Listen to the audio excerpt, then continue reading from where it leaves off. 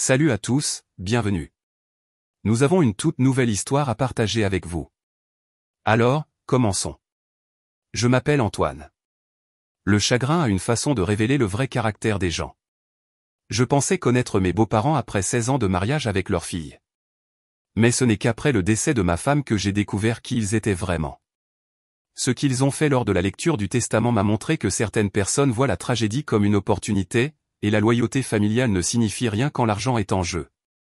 Ma femme, Céline, et moi étions mariés depuis 16 merveilleuses années lorsqu'elle a perdu son combat contre la maladie auto-immune qui la tourmentait depuis l'enfance.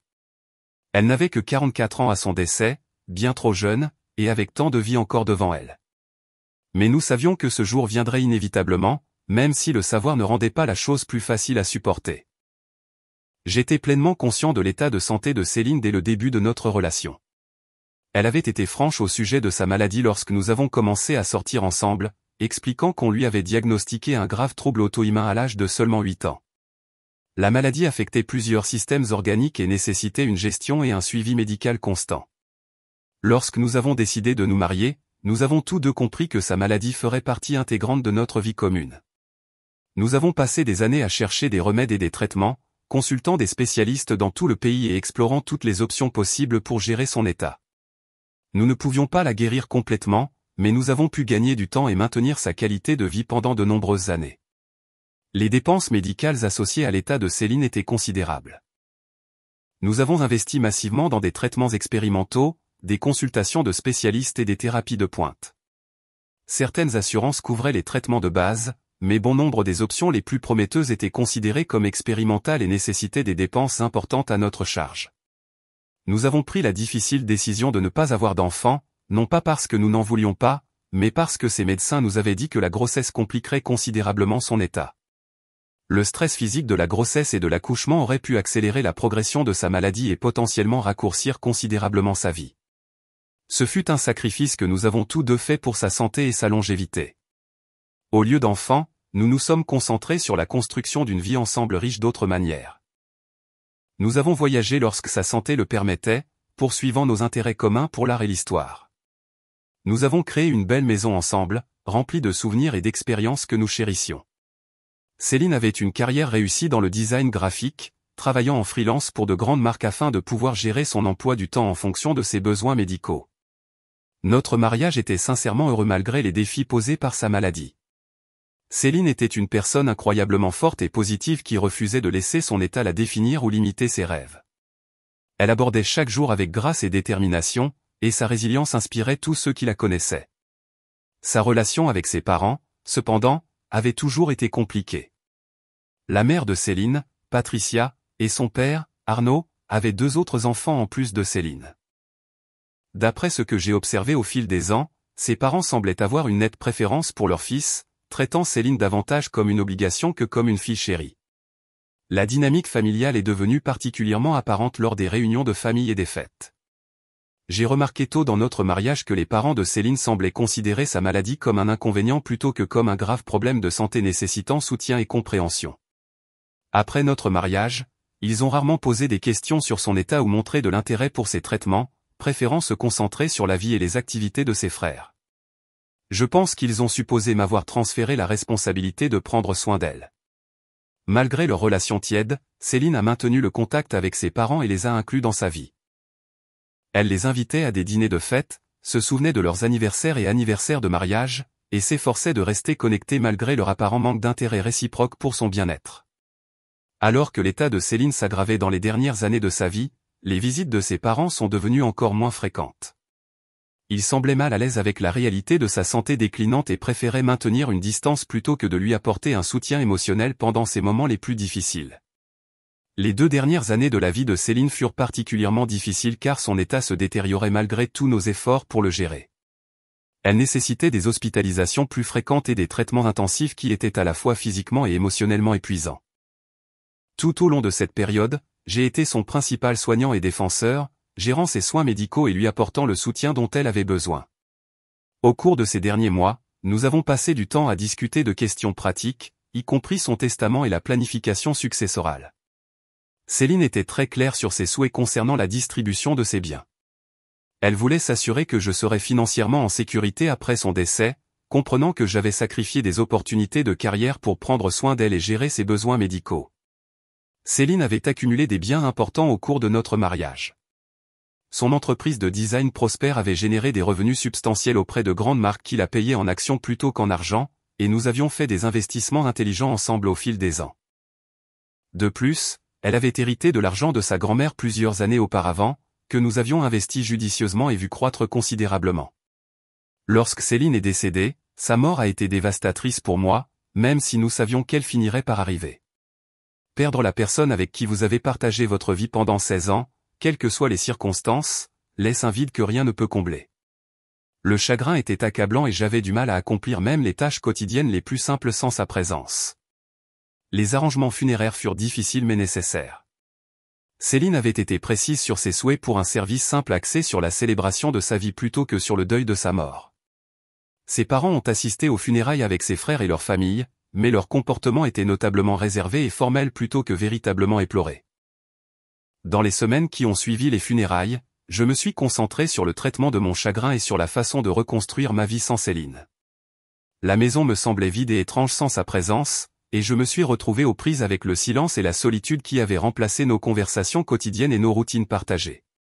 2 mois après le décès de Céline, j'ai reçu un appel de son notaire me demandant d'assister à la lecture de son testament. C'était quelque chose que Céline et moi avions discuté, et je connaissais les grandes lignes de ses souhaits, mais la lecture formelle était nécessaire pour rendre tout légalement officiel.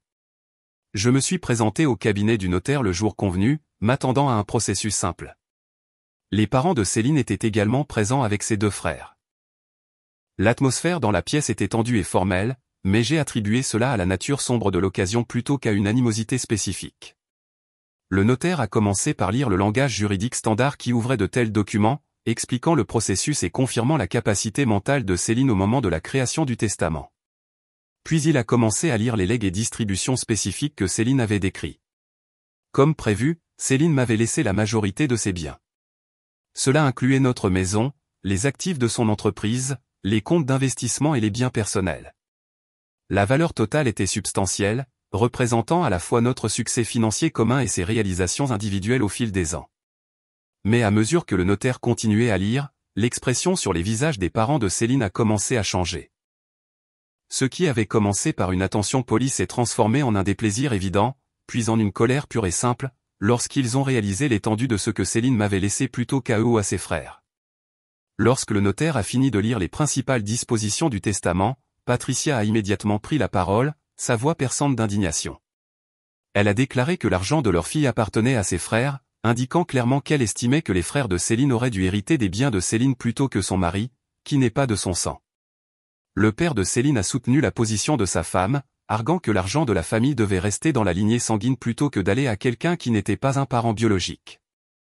Leur sentiment d'appropriation était stupéfiant, étant donné qu'ils avaient montré un intérêt minimal pour la vie ou le bien-être de Céline au cours de ces dernières années. Le notaire est resté professionnel, mais a semblé interloqué par leur réaction hostile aux souhaits clairement exprimés de Céline. Il a expliqué que le testament était légalement valide et reflétait les instructions explicites de Céline sur la façon dont elle voulait que sa succession soit distribuée. Mais alors qu'il continuait à se plaindre, le notaire a souri et a tendu la main vers une deuxième enveloppe qui était restée sur son bureau pendant toute la lecture. Il a expliqué que Céline avait également préparé des legs spécifiques pour ses parents et ses frères, qui figuraient dans ce document distinct. Alors qu'il ouvrait la deuxième enveloppe et commençait à lire son contenu, il est devenu clair que Céline n'avait pas entièrement oublié sa famille. Elle avait laissé des montants modestes à ses parents et à ses frères, suffisamment pour montrer qu'elle les avait considérés, mais beaucoup moins que ce qu'ils estimaient apparemment mériter. Les montants que Céline avait désignés pour ses parents et ses frères étaient raisonnables, mais pas extravagants. Elle avait laissé à chacun de ses frères quelques milliers d'euros ainsi que quelques objets personnels qui avaient appartenu à leur grand-mère. Pour ses parents, elle avait désigné un montant légèrement plus important ainsi que quelques photos de famille et des souvenirs. Mais ces legs ne semblèrent faire qu'attiser davantage la colère des parents de Céline. Plutôt que d'être reconnaissant de ce que Céline avait choisi de leur laisser, il devint encore plus indigné que la majorité de ses biens me reviennent. Il semblait considérer sa générosité envers moi comme un vol direct de ce qu'il considérait comme leur héritage légitime. Les frères de Céline, suivant l'exemple de leurs parents, ont également exprimé leur déception et leur colère concernant les dispositions du testament. Ils se sont plaints qu'en tant que frères de Céline, ils auraient dû recevoir des parts plus importantes de sa succession, malgré le fait qu'ils n'avaient entretenu que des relations superficielles avec elle ces dernières années. La confrontation au cabinet du notaire est devenue de plus en plus houleuse alors que les parents de Céline commençaient à proférer des accusations sur ma relation avec Céline. Ils ont affirmé que je l'avais manipulée pendant sa maladie, suggérant que j'avais utilisé son état de vulnérabilité pour influencer ses décisions en matière de planification successorale. Leurs accusations étaient à la fois blessantes et totalement infondées. J'avais soutenu Céline pendant 16 ans de mariage et de maladie, sacrifiant mes propres opportunités de carrière pour prendre soin d'elle et gérer ses besoins médicaux. L'idée que je l'avais manipulée pour un gain financier était non seulement fausse, mais profondément insultante pour sa mémoire et notre relation. L'avocat a tenté de rétablir l'ordre dans la réunion, expliquant que le testament était légalement contraignant et que les volontés de Céline étaient clairement documentées. Il a également noté que le testament avait été créé selon des procédures légales appropriées et qu'il n'y avait aucune preuve de coercition ou d'influence indue. Mais les parents de Céline n'étaient pas satisfaits des explications de l'avocat. Ils ont quitté le cabinet ce jour-là en proférant des menaces de contestation du testament devant les tribunaux, affirmant qu'ils se battraient pour obtenir ce qu'ils estimaient leur revenir de droit. Quelques semaines plus tard, j'ai reçu des documents juridiques officiels indiquant que les parents de Céline avaient bel et bien intenté une action en justice contestant la validité de son testament. Ils affirmaient que j'avais exercé une influence indue sur Céline pendant sa maladie et que ses décisions en matière de planification successorale ne reflétaient pas ses véritables souhaits. Le procès a été émotionnellement dévastateur en plus de mon chagrin persistant d'avoir perdu Céline. Non seulement je devais faire face à la perte de ma femme, mais je devais maintenant défendre notre relation et ses dernières volontés contre des personnes qui auraient dû me soutenir pendant cette période difficile. Je savais que j'avais besoin d'une excellente représentation légale pour me défendre contre leurs contestations. J'ai engagé l'un des avocats les plus expérimentés en litiges successoraux de la ville, quelqu'un avec un solide dossier de succès dans la défense contre de telles contestations. Mon avocat était confiant que nous l'emporterions, expliquant que les parents de Céline devraient fournir des preuves substantielles d'influence indue ou d'incapacité mentale pour contester avec succès le testament. Céline avait été mentalement lucide jusqu'à la fin de sa vie, et il existait une documentation exhaustive de son processus de prise de décision concernant sa planification successorale. La bataille juridique a duré des mois, avec des dépositions, la production de documents et d'intenses manœuvres juridiques des deux côtés. Les parents de Céline ont engagé leur propre avocat et ont exploré toutes les pistes possibles pour contester la validité du testament. Au cours du processus de découverte, il est devenu clair que leur dossier était extrêmement faible. Ils n'ont pu fournir aucune preuve de manipulation ou de coercition, et de nombreux témoins ont attesté de la compétence mentale de Céline et de sa claire compréhension de ses décisions en matière de planification successorale. Les dépositions ont révélé la vraie nature de la relation des parents de Céline avec Céline.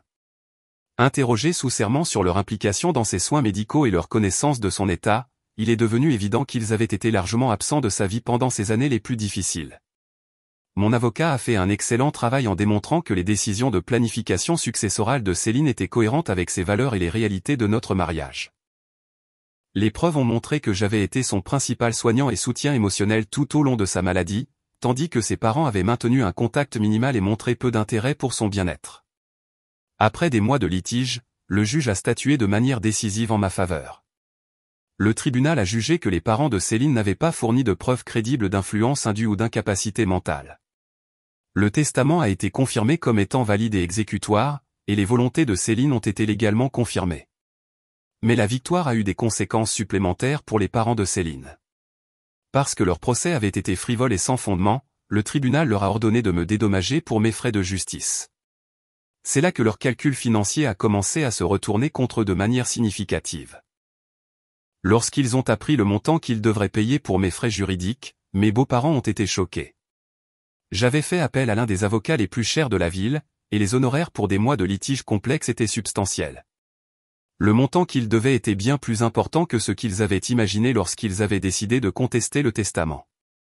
La résolution finale de la bataille juridique fut satisfaisante d'une manière qui dépassait le simple résultat financier. La décision du tribunal avait validé à la fois les volontés de Céline et notre relation, tout en révélant le vrai caractère des personnes qui prétendaient l'aimer, mais qu'il avait en fait considéré principalement comme une source potentielle d'héritage. La tentative des parents de Céline de s'approprier les biens de Céline s'était complètement retournée contre eux. Non seulement ils n'ont reçu aucun héritage supplémentaire, Mais ils ont également fini par payer des frais de justice substantiels qui dépassaient de loin le modeste legs que Céline leur avait initialement laissé. Toute cette expérience m'a enseigné d'importantes leçons sur la dynamique familiale et la façon dont le chagrin peut révéler les véritables priorités des gens. Le comportement des parents de Céline a montré que leur souci pour Céline avait toujours été secondaire par rapport à leur intérêt pour sa valeur financière potentielle à leurs yeux. En repensant à la situation, j'ai réalisé que Céline avait probablement mieux compris le caractère de ses parents que je ne lui avais accordé de crédit.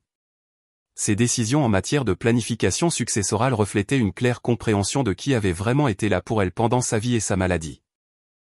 Le procès et ses suites ont également souligné l'importance d'une planification successorale adéquate et de documents juridiques. Parce que Céline avait travaillé avec un notaire compétent pour créer un testament juridiquement solide, ses volontés ont finalement été protégées malgré la contestation de ses parents. L'expérience a été émotionnellement épuisante et financièrement coûteuse. Mais elle a inopinément apporté une certaine conclusion. La bataille juridique m'a forcé à défendre et à articuler la réalité de ma relation avec Céline, ce qui m'a aidé à surmonter mon chagrin et à affirmer la valeur de ce que nous avions partagé ensemble. Aujourd'hui, je suis reconnaissant que les dernières volontés de Céline aient été respectées et que sa mémoire ait finalement été protégée de ceux qui auraient voulu l'exploiter à des fins financières. Ceux qui l'aimaient vraiment étaient ceux qui l'ont soutenu de son vivant, pas ceux qui n'ont fait leur apparition qu'après sa mort pour réclamer ce qu'ils pensaient leur être dû. La cupidité des parents de Céline leur a coûté bien plus qu'ils n'auraient pu l'imaginer. Ils ont perdu non seulement la bataille juridique, mais aussi toute dignité ou respect qu'ils auraient pu revendiquer en tant que parents de Céline. Leurs actions ont révélé qu'ils étaient exactement le genre de personnes que Céline avait choisi de ne pas prioriser dans sa planification successorale. Le sourire du notaire lorsqu'il a ouvert cette deuxième enveloppe en disait long sur la situation. Même l'avocat de Céline avait compris la dynamique en jeu et avait probablement anticipé exactement le genre de réaction que ses parents auraient face à ses dernières volontés. En fin de compte, l'amour et la loyauté ont été récompensés, tandis que la cupidité et le droit ont été punis. La succession de Céline est allée à la personne qui l'avait soutenue pendant 16 ans de mariage et de maladie, et non aux membres de sa famille qu'il avait considérés principalement comme une opportunité d'héritage potentiel. Le souvenir que je garde de Céline n'est pas entaché par le comportement de ses parents ou leur contestation légale ratée. C'était une femme remarquable qui a affronté sa maladie avec courage et grâce, et ses dernières décisions ont reflété la même sagesse et la même force qui l'avaient caractérisée tout au long de sa vie. Son héritage appartient à ceux qui l'aimaient vraiment, pas à ceux qui ne partageaient que son ADN.